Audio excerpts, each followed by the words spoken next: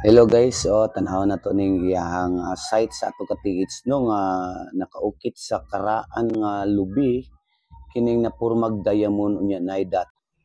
So mao ni siya guys ang video nga iyang gipadala sa ako no. So makita nato diri nga ang lubi gulang na gid kay siya guys kay ni saka na gani actually ang iyang gamot ngadto sa 1 ka metros og tunga paibabaw. So mapansin na to siya nga karaan gid siya no.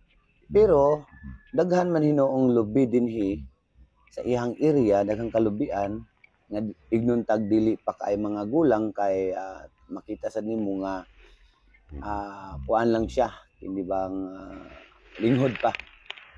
Pero kining naay sign nga diamond siya ra gid ang gulang. So mamahimo nga gipuna lang ning uban, gi-attach lang siya no. So posibleng inana gid kay nganong linghod pa ning uban unya kining naay sign gulang na gid kay siya kay asin taas na siya niyang iyang gamot tupong na sa tao ang iyang akyat o ang iyang saka paingon sa ibabaw. So makaingon ta nga kini nga lubi is na gid sa mga 90 to 100 years old. So let's continue guys, ako ning i-discuss kung unsaon na pag-locate sa treasure ani. Ako siyang basahon guys, so tanaw na to sa Yamashita Dream Book. So mo na yung nakasulat sa Yamashita Dream Book no, nga particular aning sign nga naa sa lubi. So ato siyang basahon guys. Nawa lang ninyo ang unsay naka-indicate diya. So sa kaning D, gold bars under the tree and rock. Di ba? So kaning D, kining triangle nga naka ukit sa punuan sa lubi. Pero guys kay kini siya dili man siya mao no. So mangita taglain kay murag paminaw na ko ana siya is didto na siya sa items na siya nabilong kung unsa na siya nga klase sign. Kay diri sa Yamashita Dream Book kini siyang triangle or murag arrowhead tapos na siya dot sa tunga. So andre si babaw nga illustration ay mata ambot pasabot. So lahi siya no. So katong kining gipadala sa ato ang katiits kuan man siya diamond man siya nga nay dot sa tunga. So ang indication ni ani guys is lahi, dili ni siya reference na sign, dili ni siya reference nga nagtudlo kung asa nakabutang ang treasure.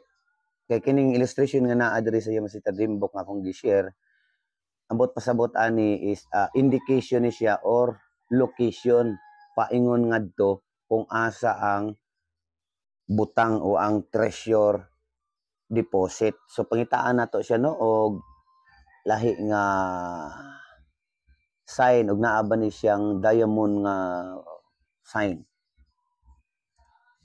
Kay dugay naman ako na siya nga giobserbahan, wala na siya sa di na siya sign nga paingon sa location.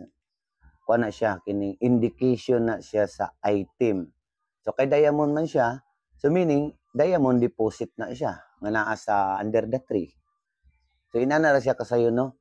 So mangita ta diri be og naabay kahugis niya. Kini. Di ba? So inani ang mga naa siya diamond guys. Di ba? So kaning adlaw diamond glittering square. So ang meaning niya is diamond or jewelry. So kato siya posible gid nga diamond deposit underneath the tree or ilalom atong kahuya guys, atong lubiha. Kay imposible man kayo nga naka-indicate siya dito no. So wala gid tay lain nga makita diha sa treasure Yamashita Book. So sa inana nga sitwasyon guys nga makakita kag diamond nga na dat diamond shape nga nakaukit sa punuan sa lubi or sa kahoy, karaang kahoy. So possible gid siya nga naara sa ilalom. Ilalom na. So treasure underneath the tree.